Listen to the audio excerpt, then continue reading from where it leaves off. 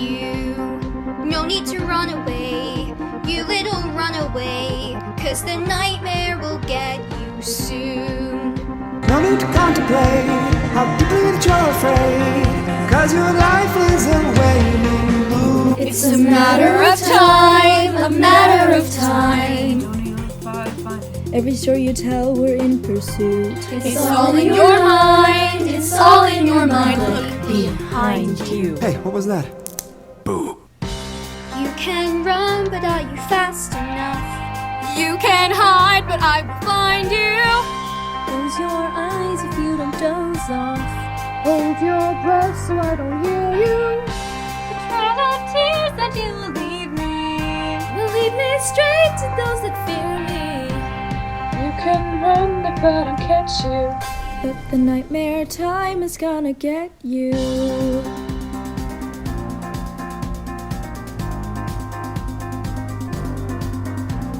Take every precaution, babe. Get out the caution tape, 'cause the timer is ticking down. Do you even understand? The danger that you are in. You're standing on shaky ground. It's a victimless crime, a victimless crime. I'm in your head and you know it. Nothing you can do about it. It's all by design, all by design. Right behind you. Hey, where'd it go? You can run, but are you fast enough? You can hide, but I will find you.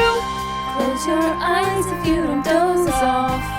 Hold your breath so I don't hear you. The trail of tears that you will leave me. Will lead me straight to those that fear me. You can run if I don't catch you, but the nightmare time is gonna get you. Just run away if you want, if you dare. The nightmare's gonna get you. Just run away if you want, if you dare. The nightmare's gonna get you. Just run away if you want. Daddy's gonna get you. You can run if I don't catch you, but the nightmare time already caught you.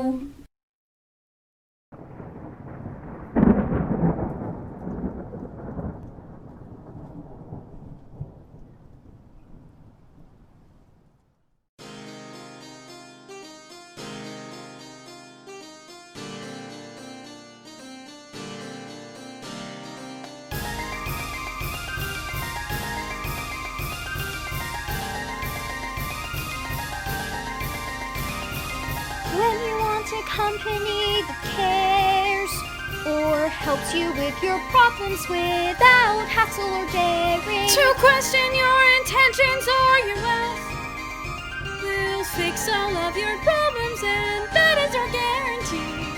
CCRP Research and Power. Your satisfaction is our guarantee.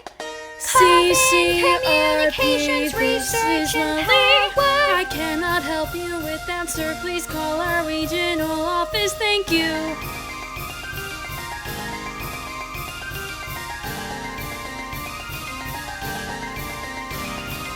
When your life has gotten too boring, and you need a gadget that will make your wife and your kids love you, Or something that will kill them all instead. Well, we've got that covered as well, so come visit CCRP. Coven Communications Research and Power. I'm Molly. Melissa. CCRP, how can I help you?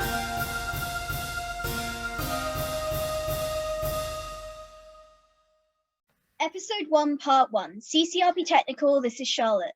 CCRP Technical, the shady office building in the heart of Hatchetfield's downtown core and home of the most boring jobs in town. Those of which have been occupied by Ted Spankoffski, Bill Woodward, Paul Matthews, and Charlotte Sweetley for the past decade now. In the main office space on the second floor, Ted argues with his colleagues. Give it up, Ted. She's never gonna say yes. Shut the fuck up, Paul. I know what I'm doing. I think you should listen, Ted. The last time you did this... Don't even think about it. Now, Watch and learn, Billy boy. Bill rolls his eyes as Ted makes his way over to Sylvia from upstairs. Sylvia! I'm usually not into nerds, but damn, those glasses are smoking. What do you want, Spankoffski? Well, I'd like to know if you're a book, because I'd love to get in your covers. Ted grins, but the smile is quickly wiped off his face when he's met with a slap. How many times do I need to tell you? I'm not interested. Do you want me to report you to HR? Again? Jesus Christ, is it a crime to compliment a beautiful lady now? She's taken, Ted. Sometimes you have to leave it to professionals. Bill wraps an arm around Sylvia, grinning as she swoons in his arms, leaving Ted to sulk. You really shouldn't be so crude, Ted. Oh, come on, you love it. Charlotte rolls her eyes fondly before going back to work, picking up the phone as it rings. CCRP Technical, this is Charlotte. How may I? Oh, hi, Gary. Is everything all right? Uh-huh. Expanding? Well, I haven't. Right. I'll talk to Mr. Davidson and get his schedule, but I'm sure you can come by at any time. Thursday? All right. See you then. He hangs up the phone and walks to Mr. Davidson's office. Come on, stupid robot! Mr. Davidson? Gary Oh, God. Charlotte stares at Melissa, Mr. Davidson's assistant, while she stands over the top of him, banging his head as he twitches. A mechanical grin stays plastered on his face and small sparks fly like a machine being reconfigured. Charlotte, Mr. Davidson, I was just helping him. Did Gary finally call about booking the meeting to go over the expansion legalities? He did. What are you doing to Mr. Davidson? Is everything all right? Perfectly fine. I'm gonna go. She goes back to the main office space. Charlotte! God damn it, she better not say anything. What's going on with her? Nothing, it's fine. I'm dealing with it. Melissa huffs and goes back to powering up Mr. Davidson. Later on at lunch, Charlotte's making a coffee while Paul is throwing popcorn into Ted's mouth. Paul, your aim is garbage. I don't know why you try. It's gotta happen, statistically and percentage-wise. After enough tries, it has to happen.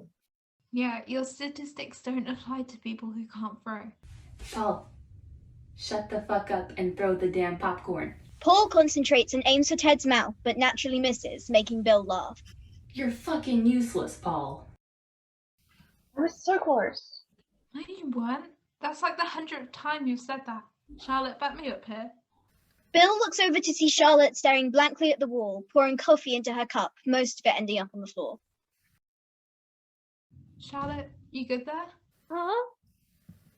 Oh, sorry. Yeah, I'm fine. Yeah, I didn't even realize.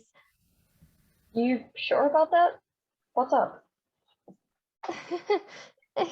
It's silly, really. I was in Mr. Davidson's and I saw Melissa. She was hitting his head like it was a broken computer or something. But Mr. Davidson wasn't reacting. He was just sort of twitching. Are you fucking with us? I'm calling bullshit. Are you sure that's what happened? Seems weird. I'm positive. I could have sworn there were sparks. That sounds off. I don't like that. Before she can finish, Melissa comes running in, out of breath. Hi everyone, just a reminder that the meeting on Thursday is mandatory. Mr. Davidson will be going over some new protocol from HR, so Spankoffski, that means you. Oh, come on! Oh, Charlotte, I need to talk to you about something later. Melissa exits. What else did you say? It's nothing. Don't worry about it. Ted's right. It just doesn't make sense. Everyone resumes their activities. Paul and Ted continue their argument about the popcorn. Charlotte remains fazed about what she saw. Around the corner, Melissa lets out a relieved sigh at Charlotte's silence.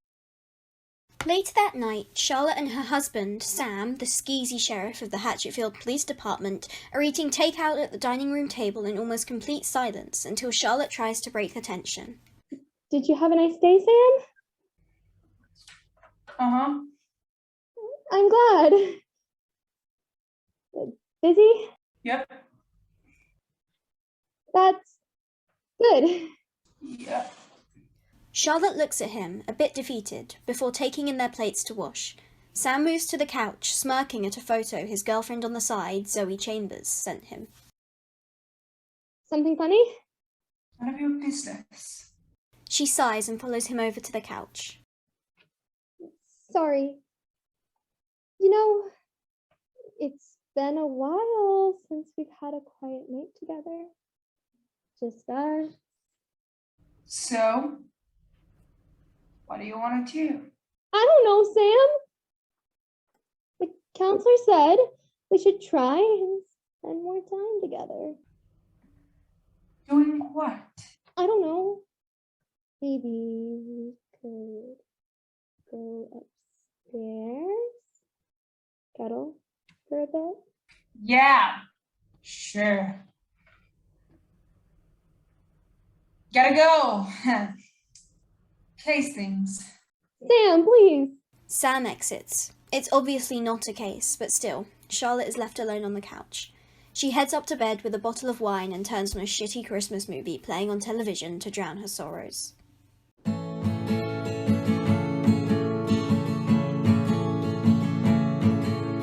Bleach blonde hair with crystal eyes. Chris with me, how time will fly by. Girls will stare and turn and twist their hair.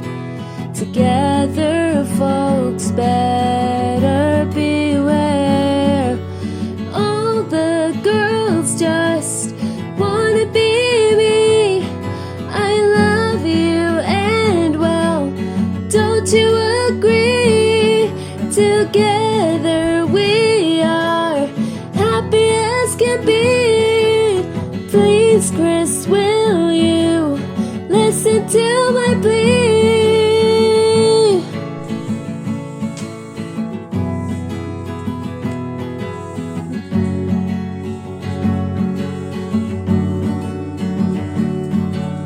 I'm that girl who knows what life's about. You get what you want and shove everyone out. You and me are the only thing. One day soon I will wear your ring. All the girls just wanna be me. I love you, and well, don't you agree? Together we are happy as can be. Please, Chris, will you listen to my plea? I love you. I love you. I love you.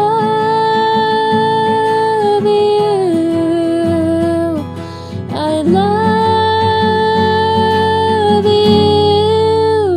I love you. The next day, the employees of CCRP are sitting in a small meeting room.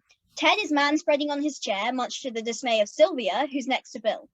Paul is seemingly the only one paying attention, while Charlotte deals with a small hangover, but still visibly unnerved by what she saw the previous day.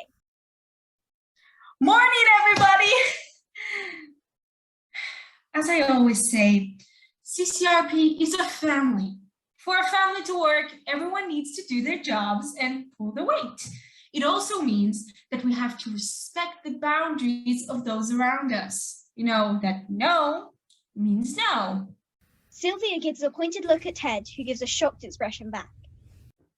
For example, my wife is a wonderful woman. God, I love her. Now, when Carol says something, I know to listen because she. Suddenly, Mr. Davidson's frozen in the pose he was in, unable to stop repeating the phrase, and tiny sparks start to fly around him. The employees start to scream, very disturbed. Oh my god! Someone call an ambulance. What the fuck? I think he's having a stroke. Nobody panic! It's all under control. Melissa runs to Mr. Davidson, banging him on the head, much to the shock of everyone else. After a few seconds, he reboots and continues with his speech as though nothing happened. She knows best.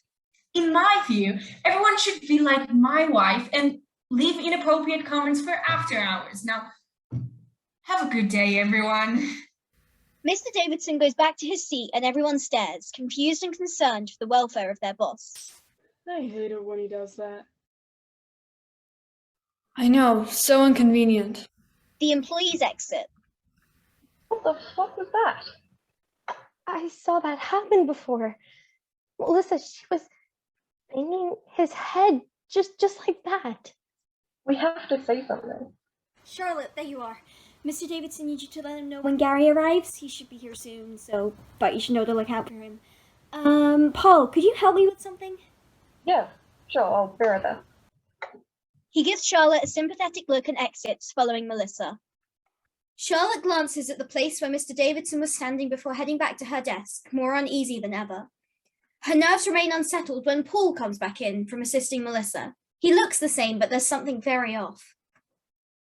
What did she want with you? Nothing of your concern. I must return to work.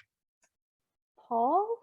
He ignores her, leaving her even more worried and suspicious of Melissa. A few hours later, Gary Goldstein, an attorney at Hatchetfield's most prominent law firm, walks through the door, adjusting his tie and glasses. Hey, Gary. Mr. Davidson's in his office. Thank you. Here's hoping we get all this sorted. What's going on? None of us know anything. I'll leave it to Mr. Davidson to break the news. He gives a slight nod in Charlotte's direction and walks to Mr. Davidson's office, while the other employees loiter at their desks. Should we try and listen in on the meeting? Why bother? It's gonna be that boring spreadsheet bullshit. I don't know. It seems pretty serious if they got Gary involved. I agree. It's not right that they're keeping it from us. Definitely. I'm going to see how much I can hear. Bill heads over to the door to the office where Gary, Mr. Davidson, Melissa, and Sylvia are talking to each other. So, you're all aware that it could take a few months to even obtain the building permits, especially considering the possible interference with underground city plumbing? We know. All we need to know is, can we get the permits? We really want to get this project started. I may need to pull some strings with the mayor, but it should be fine, yes. If you don't mind signing this.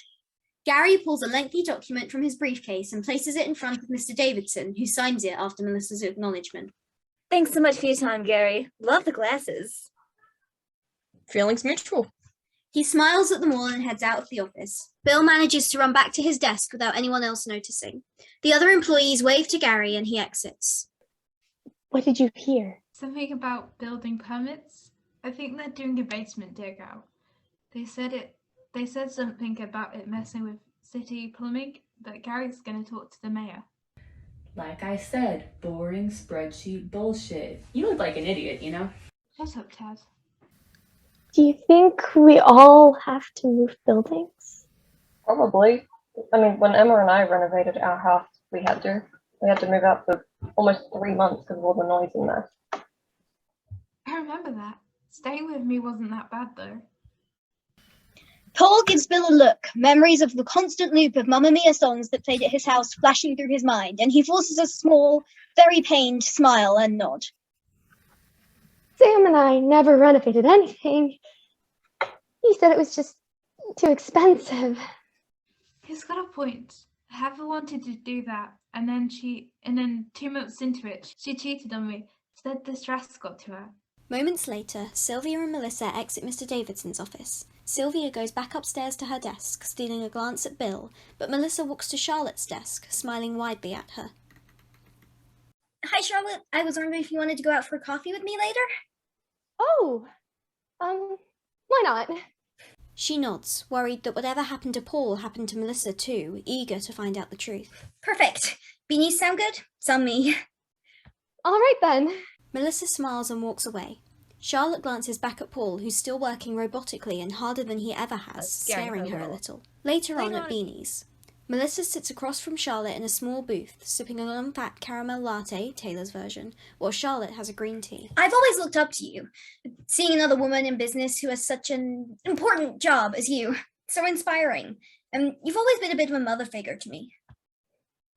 Well, I'm flattered you think that.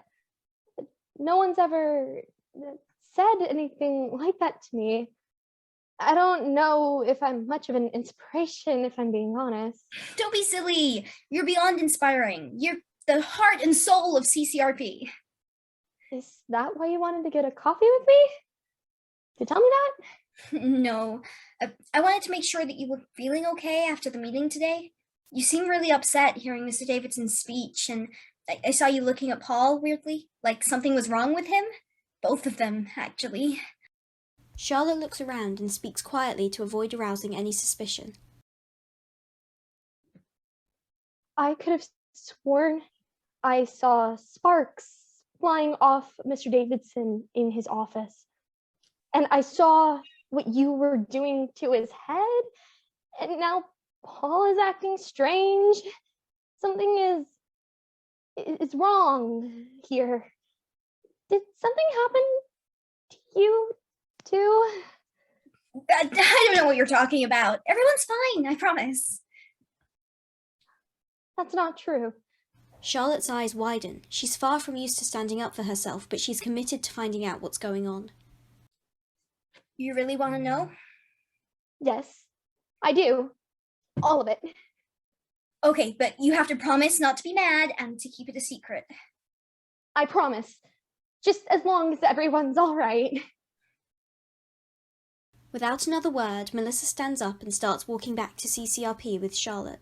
Instead of going up to the main office floor, Melissa clicks on the button on the elevator to go down to the basement. The basement of CCRP is a very poorly lit and sketchy area, made up of mostly empty hallways and concrete. More often than not, it's used as storage space. On top of several boxes of old technology equipment is a pile of blueprints. Images of massive machines are shown on them, along with titles such as cloning device and android construction. At the very back of the pile is a photo of Paul and a sample of his DNA. CCRP can be so much more than a shitty tech company in a town nobody knows or cares about. Once we get all of these machines in order after the basement is renovated, we can mass produce all of this. We can revolutionize security, low skill level jobs, efficiency, and the entire future of business. Our main issue is optics. I mean, clones working for a business, it's unheard of right now, so we've been keeping it quiet. Hold on. So you're talking about making clones? That's what you did to Paul!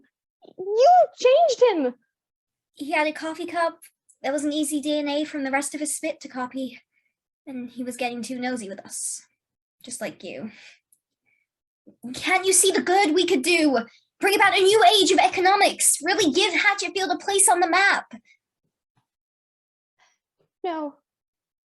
This is bad. This sounds bad. This is awful. Is that what you've done to Mr. Davidson?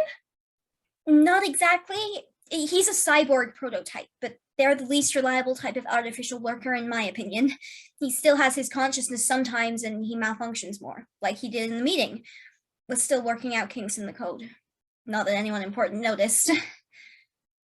Who's we? Coven Communications Research and Power. You know my dad runs it, right? Or did you forget that my last name is Coven? This is wrong. This is terribly wrong. Can you try and see the positives? With the Paul clones, we won't ever need to worry about a job being done wrong. They'll all work down here. Out of sight, out of mind. It'll change the world. And the androids can work with them.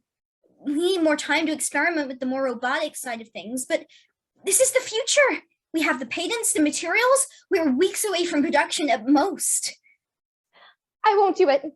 You're not going to clone me. Of course not. I'd never dream of it. The world doesn't need more people like you. You've gone crazy. This entire place, this is crazy. It's just life, Charlotte. It's just business. In a split-second decision, Charlotte grabs the blueprints and goes to rip them. No, you can't! Melissa lunges for Charlotte to save her precious blueprints and the future of her company. I really didn't want to hurt you, Charlotte, but I don't have a choice anymore. It's all your fault.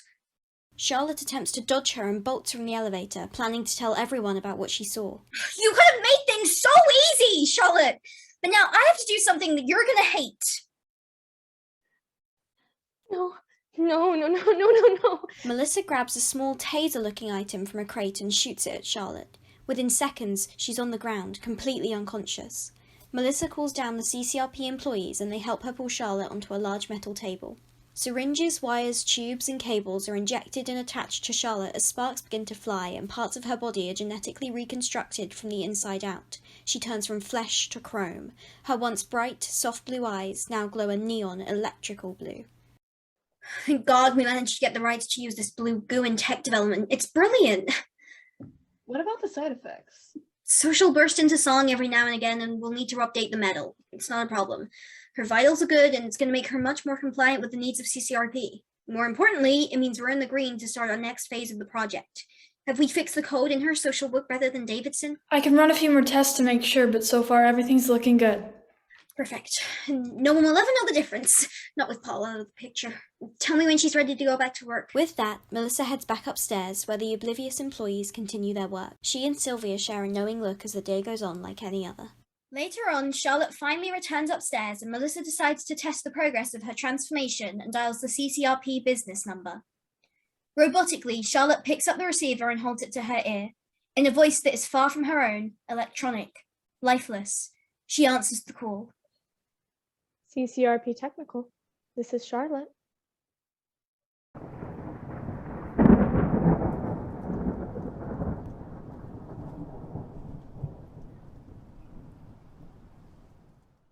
Episode 1, Part 2, Cheaters Never Prosper. Hatchetfield High, the busy, bustling home of over half of Hatchetfield's youth, one of whom being Deb Reynolds, daughter of prominent news figure and Hatchetfield's hottest celebrity, Dan Reynolds. In the midst of the chaos, she finds solace talking to her closest friend, Rosary, the bassist for the geeky student band Needy Beast.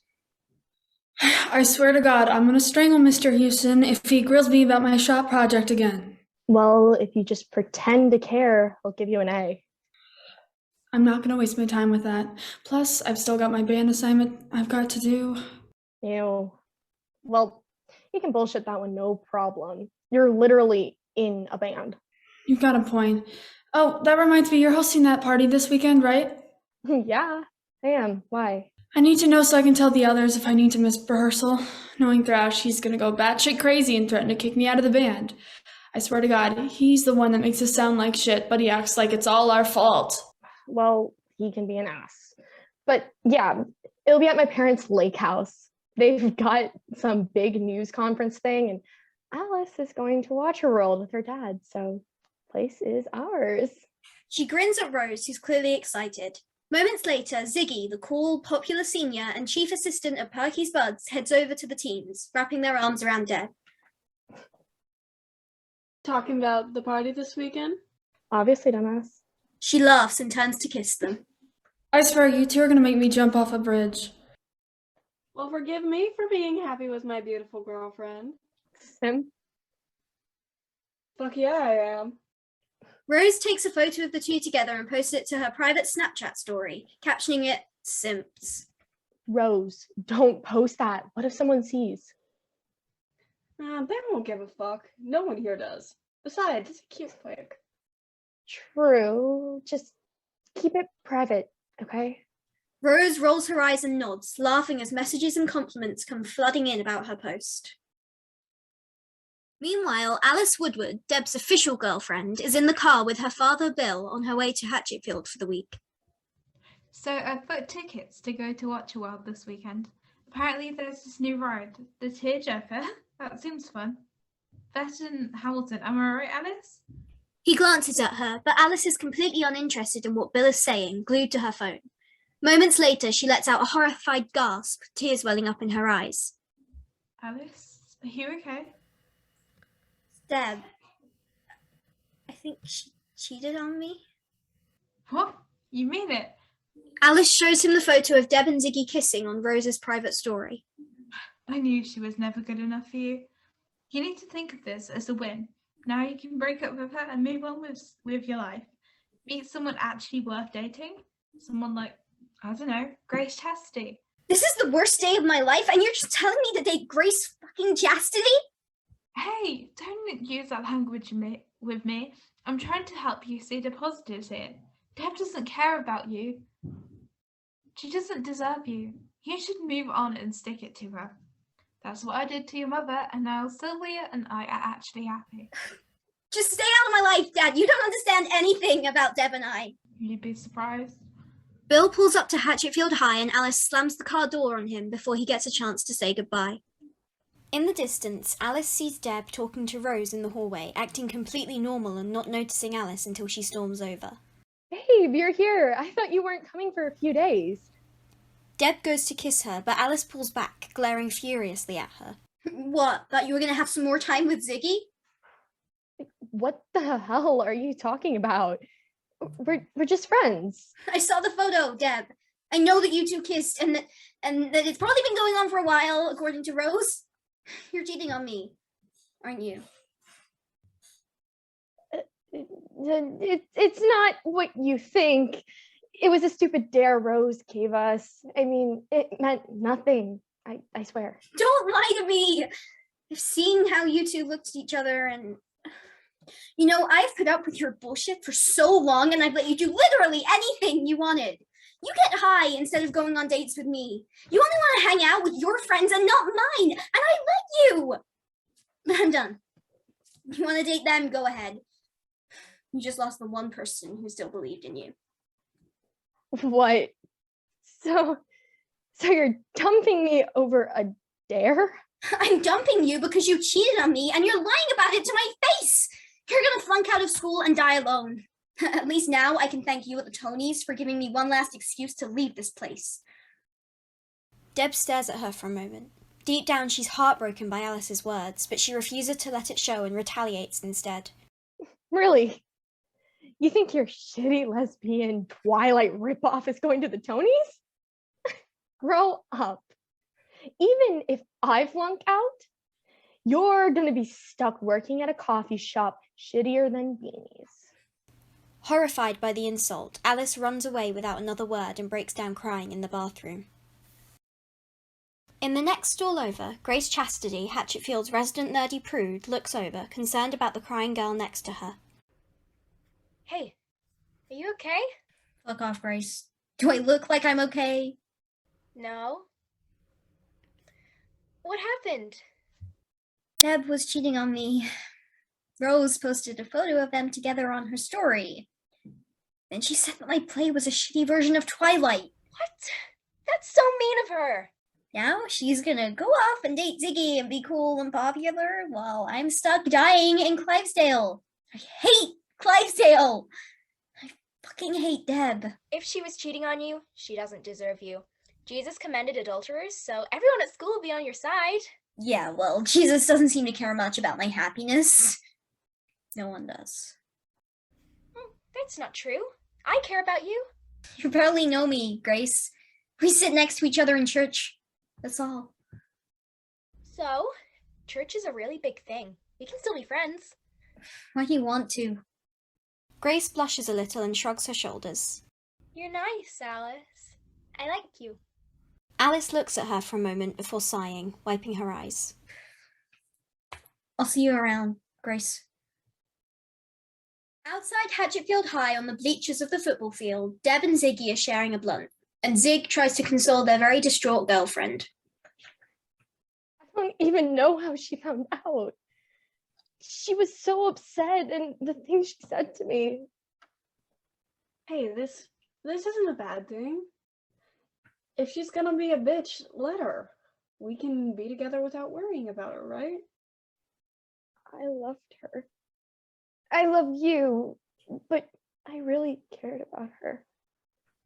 And now all that's gone. Deb takes another hit of the blunt, blowing out a ring of smoke.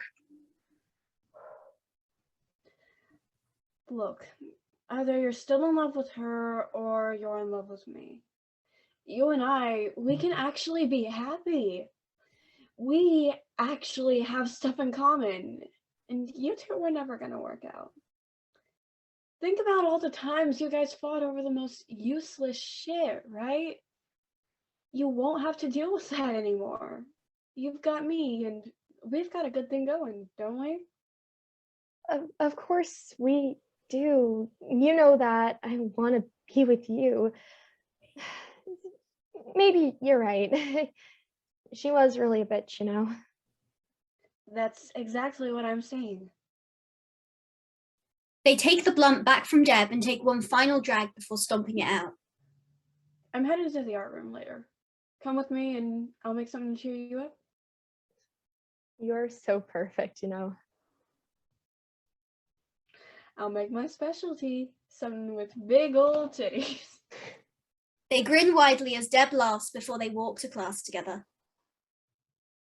Later on in shop class, Alice is sulking over a piece of wood she's been whittling for the past few minutes while Tom Houston, the shop teacher, is giving a tutorial. Now remember, the bandsaw will cut your finger off if you're not paying attention. If it happens, stay calm and go to the nurse. I really don't want to go to the hospital again, so don't be stupid with this thing.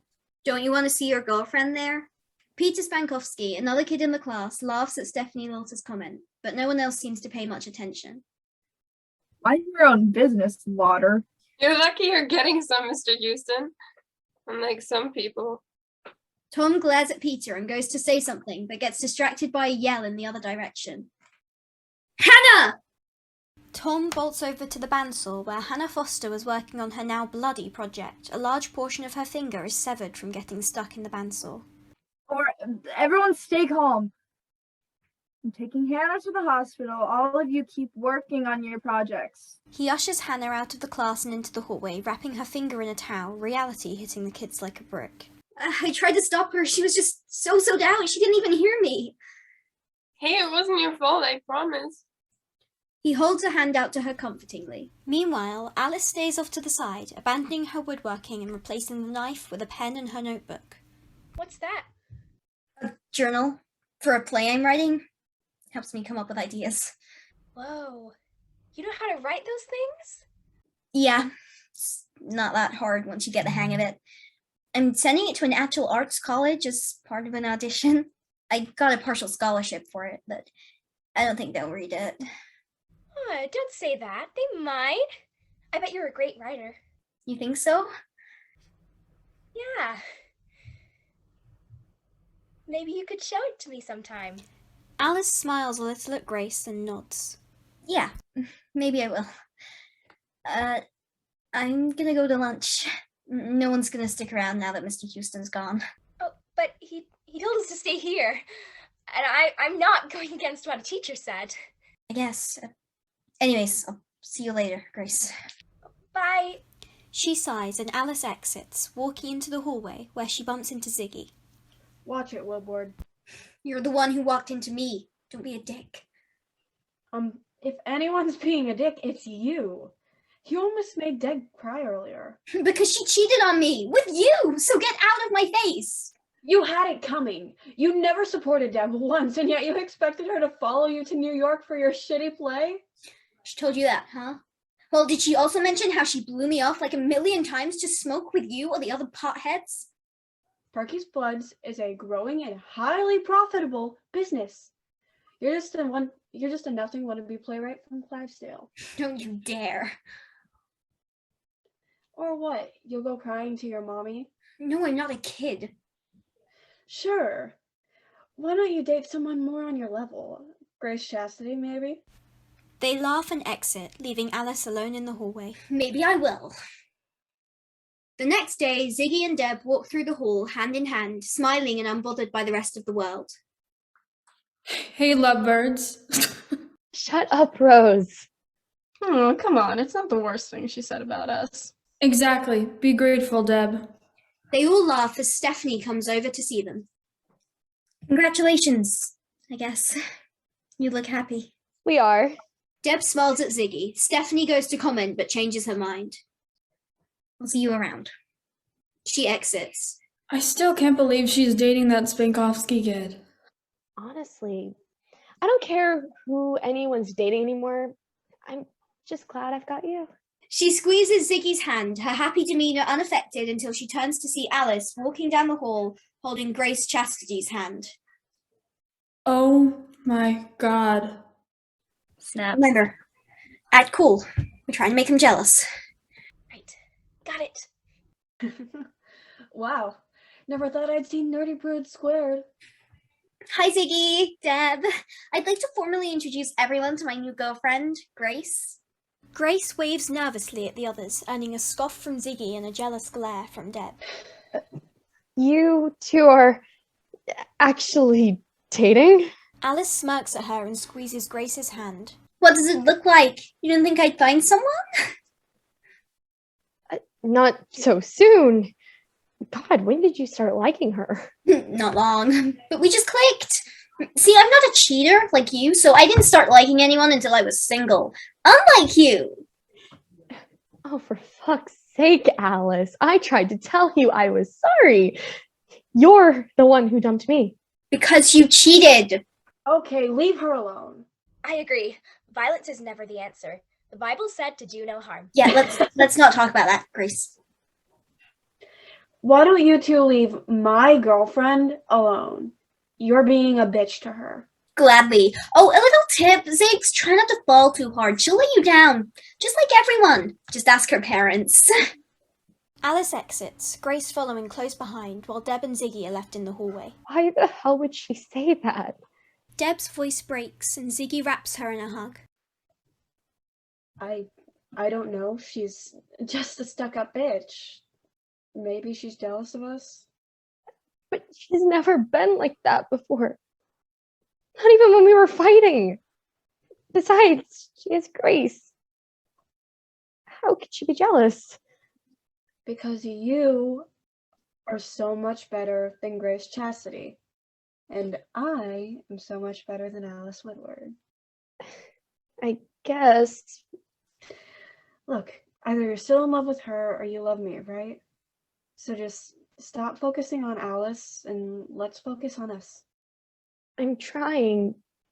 I know. You're doing well, thank you. They kiss her one last time before heading to class. Meanwhile, Alice is doodling in her notebook, ignoring Grace. I don't like this side of you. You're being mean. Deb deserved it. She cheated on me. I know. And that was awful and sinful, but spite is a sin too. I don't need a lecture, Grace. You're supposed to be my partner, not my preacher. I feel like you're using me to get back at Deb. Don't be ridiculous. Now come on, you need to practice your lines for the talent show. Still don't know why I have to do it. Because we need to show everyone that we're a good couple and that we do things together. I don't know. I get pretty bad stage fright when it's not for a school class or in church. My mom said acting is a sin. Grace, your mom thinks everything is sinful. Now, are you going to help me or not? Okay. I'll do it. This is going to be the perfect place to try out parts of my script. And it's good practice for the Honey Festival. As soon as I'm old enough, I'm going to join. Once I win, I'll book my ticket to New York and Broadway. That sounds great, Alice. Grace smiles sadly while Alice continues rambling about her big plans about New York. Grace has liked her for longer than she can remember, but something about Alice has changed. The sweet, creative, and dreamy girl she fell in love with has been replaced with an obsessive, controlling, jealousy-fueled fiend. Weeks pass and Deb and Alice's feud grows more intense, coming up to the annual Hatchetfield High talent show. You're positive you have the song memorized? We've been through it 100 times. Of course I do. I still don't know why I have to wear this. Grace holds up a flannel and beanie similar to the one Deb normally wears. It's just your costume. It makes it more real. You're lucky I'm not making you wear the fan prosthetics. I couldn't sing in those. Exactly my point. Just think about how everyone is going to fawn over how amazing we are. The skits at abstinence camp are so much easier. If you wanted something easy, you shouldn't have signed up for this. Alice, I didn't sign up. Anyway, want to meet at my house to rehearse? Sure. Why not? Think on the plus side. We're sticking it to the evil smoke club kids. They do support Perky's buds. I swear, one of these days, I'm gonna get them shut down. I know it. Exactly. You're so courageous. Alice smiles at Grace, making her blush. I'm gonna go to class. I'll see you later. She kisses her cheek and starts walking through the halls where she bumps into Ziggy, Rose, and Deb. Hey, Alice. Hey, Rose. You excited for the talent show? Yeah, Needy Beast is performing. We're practicing for the set for the Honey Festival. Fun. Grace and I are performing too, so see you there. She gives a pointed look at the other two and exits. She's planning something. I know that look. Just ignore her. She's just being a petty bitch. We should do something to show her up. Like what? You're gonna do a speed painting of me. Show off how talented you are. Hey, my art takes time, energy, weed, but I can't smoke on stage. Then do it before we go on and drink some coffee. We are gonna blow their minds. With tickle bitties. Exactly. She takes their hand and walks to class, very determined to fight back against Alice and Grace and beat them for good. After more weeks of rehearsal and stress, the Hatchetfield High talent show finally arrives. In the audience is a proud Bill Woodward, the smiling Dan Reynolds, and the unimpressed Mayor of Hatchetfield, Solomon Lauter, among others. As all of the acts prepare and the bored parents flood into the gym, the principal starts introducing the acts. Welcome everyone to Hatchetfield High's annual talent show. It is my privilege to introduce this showcase of amazing skills from all across our wonderful school. Tonight, we will be viewing a wide variety of talents, and I'd like to start by introducing the first act, a very special performance by Hatchetfield's own Nerdy Beats. It's Needy Beast, bitch! Needy Beast and several other acts perform while Ziggy, Deb, Grace, and Alice wait backstage. Alice paces nervously while reviewing her lines, and Grace attempts to comfort her. Meanwhile, Deb and Ziggy share a blunt, waiting to be called. You're absolutely positive you know the lines. I promise. I got them memorized weeks ago. Grace Chastity does not slack on work. Great. This is supposed to be for fun. That's it. Of course. And the stick it to Deb. And the other stoners. That too. If this doesn't put Perky's buds out of business, I don't know what will. Exactly. Deb and Ziggy glare at the two and put out the blunt before Ziggy grabs an easel, canvas, set of paintbrushes, pencils, pens, and acrylic paints, while Deb carries a fold-up chair onto the stage. Next up, we have Ziggy Hendricks and Deb Reynolds performing a painting? They're speed painting me. Ah, I see. Deb gets into position as Ziggy arranges their supplies. The audience watches intently as they begin their masterpiece, starting with a pin-up style sketch of Deb, who holds her pose. The sketch becomes alive with colour as they sway and continue painting. The end product shows a beautiful painting of Deb with a colourful background, and the audience goes wild, applauding the two. Thank you very much for that wonderful piece. Next up, we have Grace Chastity and Alice Woodward performing a scene from Alice's original play. Deb and Ziggy smirk victoriously as they make their way backstage, earning glares from Alice and Grace as they take their places on stage. How could you do this to me? Do what, Claire? I told you I didn't do anything. You did! You promised me that I was the only girl for you, that not a single person alive could ever be enough for you other than me, and then you went behind my back and bit Danny just so you could be with her and not wait for me to move here. We're just friends. I didn't cheat, and she asked me to do that. So you should have said no. You should have waited. You should have held on to us instead of throwing it all away. I didn't throw it away. What are you talking about? You know what? You know what they say. Cheaters never prosper. Don't pull some Ross, Rachel bullshit saying we were on a break. You can't lie, don't deny you've made a massive mistake. Go and cry about the things you can articulate. You won't slip by, have forgiveness served on a plate. 'Cause I see you, and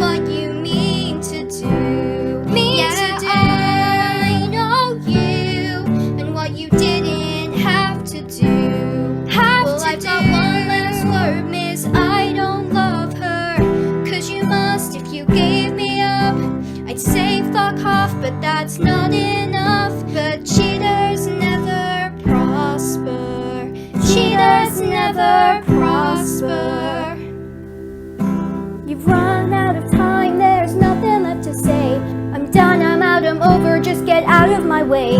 It's funny how you thought your words wouldn't ricochet. I don't know why I tried, you never loved me anyway. No, I see you and what you mean to do. I know you and what you didn't have to do. I've got one last word, miss, I don't love her. 'Cause you must if you gave me up. I'd say fuck off, but that's not enough. Cheaters never prosper. Cheaters never prosper.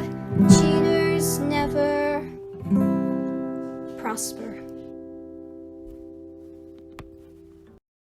The song ends and the audience bolts up, applauding. Although the script quality was questionable at best, the energy from the song fills the room and Alice stands centre stage, beaming at her victory over Deb.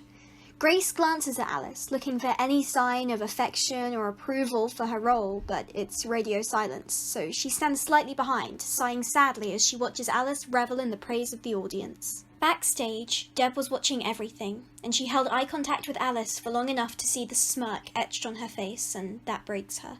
She sprints out the fire exit to the parking lot, crying. Ziggy follows her out. Babe, what's wrong? You know what? You heard what Alice thinks of me. All that was about me. You don't know that. Yes, I do. And now everyone does. They're all gonna hate me. So? Who cares what they think? They don't know what they're fucking talking about. Especially not Alice. She's not even here. I care what they think. What she thinks. Why? Because I still care. You're still in love with her. Of course. Ziggy, that's not what I meant. Yes, it fucking is. Look, I told you. You either love me or you love her. So, until you figure it out, I'm out, Deb. Wait, you're breaking up with me? You can't be serious. I am. I'm not gonna waste my time if you love someone else. Bye. They exit, leaving Deb alone in the parking lot. After the show, Grace finally decides to confront Alice. Despite normally being outgoing and confident, she's always felt herself get shy around Alice, desperate to make her like her. But recently, the only thing she's felt for her is annoyance and dislike. Alice, I need to talk to you. I do too. You did so well on the show. That was amazing. I saw Deb run off. We beat her, just like I said we would. This was supposed to be fun. But this whole time, it's only been about you. It was one show, Grace. Don't be stupid. I'm not. You used me. This whole time, and I don't like it. I didn't use you. You sound like Deb. I'm breaking up with you. I actually cared about you, but you just wanted to get back at your ex. Are you kidding me? You're dumping me over one stupid show. Yeah. You didn't even care about taking down Perky's buds. You never said it once at the show, so, I have a protest to get to. Grace shrugs her shoulders and walks back to the gymnasium, chanting, Hey ho, let's go! Perky's buds has got to go! Alice watches her go and sighs before heading out to the parking lot, seeing Deb on top of a car. She walks over, fidgeting awkwardly with her costume. Hey. What do you want, Alice? Nothing. Just needed some air. Why? You probably won the show, and now, because of you, Ziggy dumped me. So, you got what you want. You should be happy. Oh, I didn't know they dumped you. Well, they just did, so fuck off. I'm sorry. If it makes you feel any better, Grace stumped me too. Said I didn't care. Did you? I don't know. Right. Ziggy said I was still in love with you. That's why they dumped me. Are you? I don't know. To be honest, I loved both of you. A lot. Look, we both have shit to figure out, but maybe we could stop outright hating each other. Yeah. I'd like that. Ziggy's probably gonna kick me out of the smoke club, so I could use some friends. Smoke club's lame anyways. It really is. Rose made a video with them for Perky's Buds, and I swear to God, it made me feel like I was on an acid trip. That bad, huh? It's awful. I don't expect you to forgive me for cheating, but I really am sorry. Thanks. Deb smiles weakly at Alice, and the two spend the night catching up and mending their fences. The next day, Rose stands in the hallway, bragging to Peter and Stephanie. I still can't believe you made an actual ad for Perky's Buds. Not that big a deal. Needy Beast recorded the song and the Smoke Club made the video. Now we've got a 40% off discount on all future products. Lucky bitch. Moments later, Ziggy walks by, carrying a massive painting of a girl riding a blunt with 2 marijuana leaves as a bra. Got the video for the new ad. You're good in it. Thanks. Not that hard. Still, Perky sends her regards. They wink at her and hand over the painting, smirking a little before walking off. Did they just wink at you? I think so. Deb's gonna kill you. Only if she finds out. She smirks and walks with the other two to the next class, readying herself for another day at Hatchetfield High.